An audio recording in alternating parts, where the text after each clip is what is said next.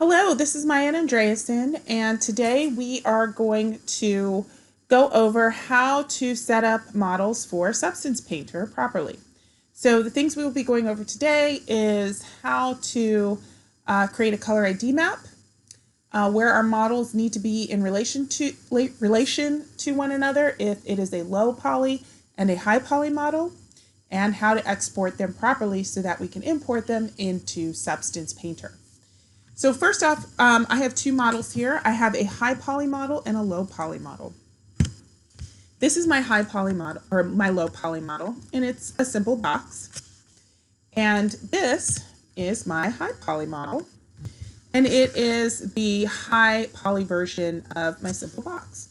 You'll notice that both my high poly and low poly version are superimposed on one another. They're basically taking up the exact same space in the 3D program, and that's very important.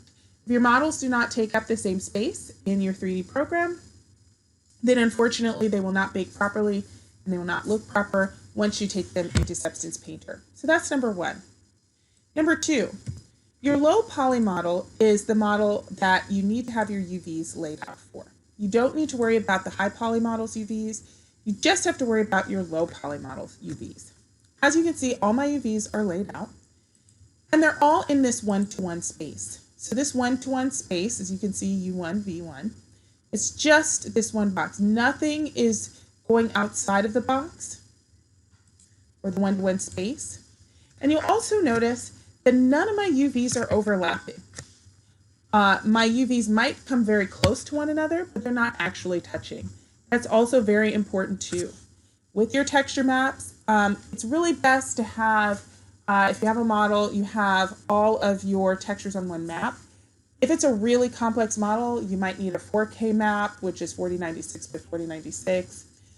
If you do have multiple texture maps, remember you cannot bring in all of those pieces of the model together into Substance Painter, or Substance Painter won't know how to apply the textures.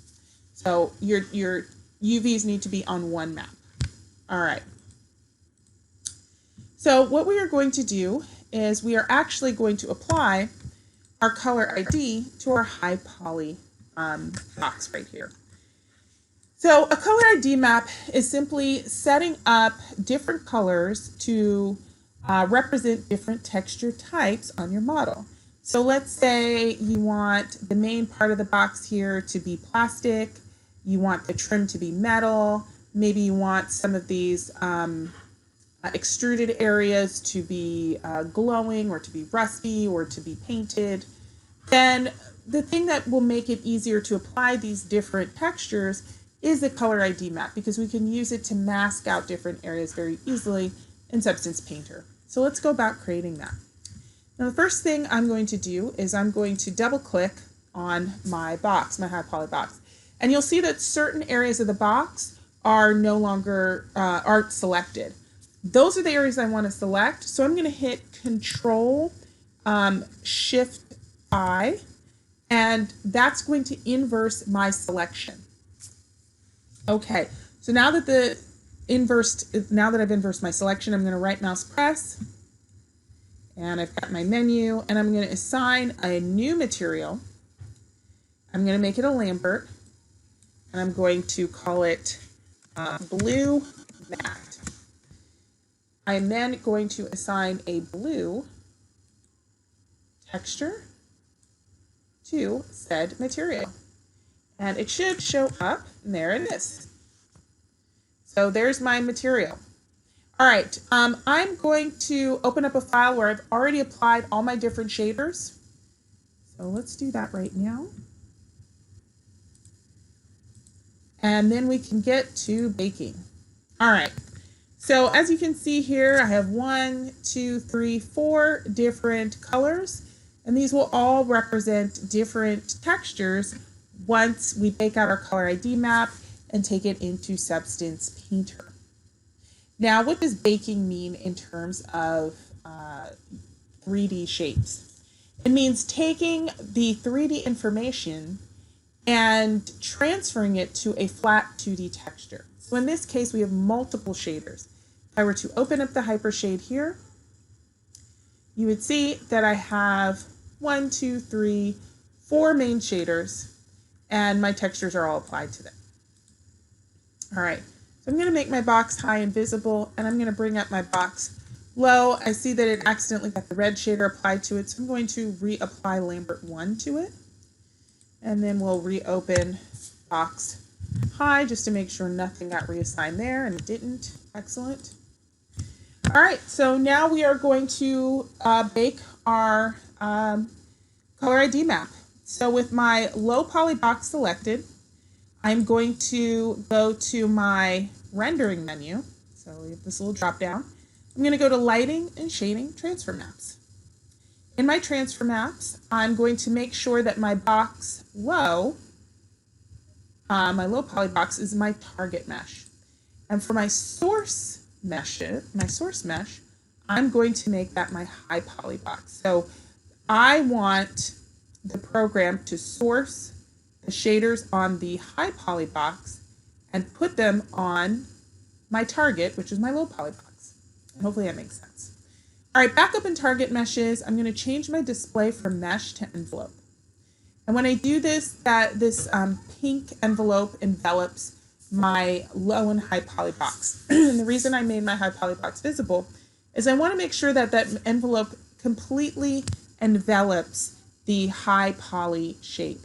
If I put this at 1, we would see that I can see little colors peeking through. So I can see little polys peeking through. So I had set this already to 1.5 because I knew it totally covered up the high poly model.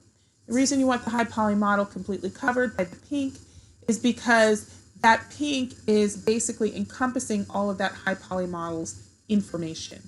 And so if it's completely encompassed, it will be able to transfer all of that information to the new texture.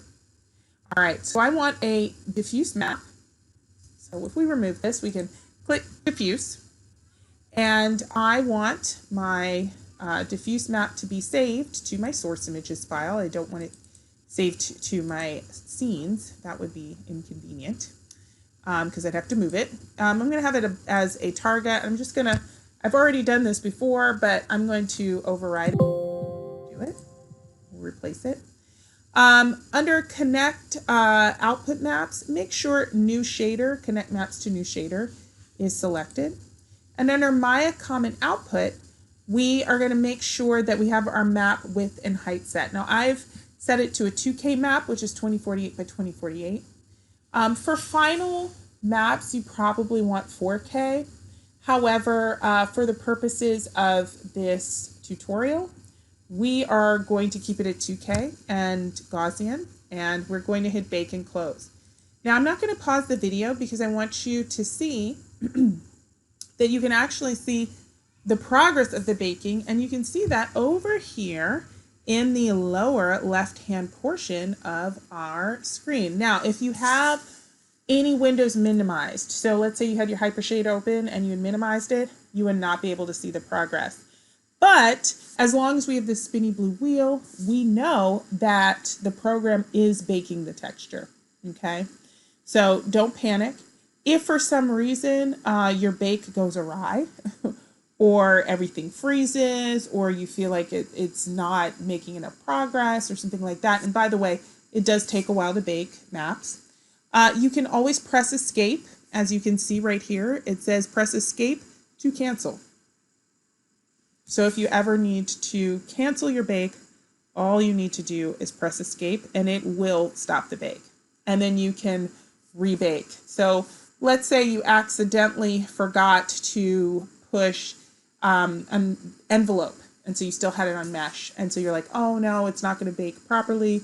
I really should have turned on envelope and set that so that I get the proper bake. You can always hit escape, change your display to from mesh to envelope, and rebake your texture. So we're almost done. It just went to 98%. As I said, baking usually takes a while. If we had done a 1K map, 1024 by 1024, it would obviously take less time. If we did a 4K map, it would take a lot more time. All right, so we have now baked properly. All right, so I'm going to actually select both my low and high poly models. I'm going to right mouse press and assign them to my brand new Lambert 6. And box high, I'm going to make invisible. And then I'm going to hit 6 on my keyboard. And voila, look at this. I have a texture. Now we can always double check this by going into the Hypershade. Go into the Hypershade, we see that we have Lambert 6 selected here. And we can see that we do indeed have a texture attached if we look at the color channel. This little black arrow is pointing to what is the attached texture. I'm going to call this color ID underscore matte, matte short for material. I'm also going to get rid of all of these extra nodes. So I'm going to go to edit,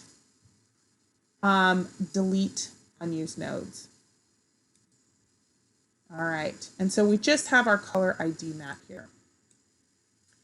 All right, so the reason why I did that is typically, well, not typically, but occasionally when you import a model, an FBX into Substance, it will include all the shaders that were a part of the file, even if they weren't attached to the model. And we don't need extra shaders that we're not going to use. It just clutters up our scene. All right, last thing we need to do is we need to export both our low and high poly as an FBX file. So I'm going to go to File, Export Selection. And it's an FBX. Do not export it as an OBJ, export it as an FBX. And we're going to export it as box3 underscore low. And we're going to export our high poly as box3 underscore high. So they'll have the exact same names. The only difference is the suffix. All right, so let's export our high poly box. Our high poly box looks a mess. The only reason why is because our UVs are not laid out. And so of course the texture is not going to show up properly on it. It does not matter for the high poly. Do not worry about that. So we're going to export selection. We're going to export it as an FBX. And we're just going to change the suffix here to high. All right, box3 high and export selection. And there you have it.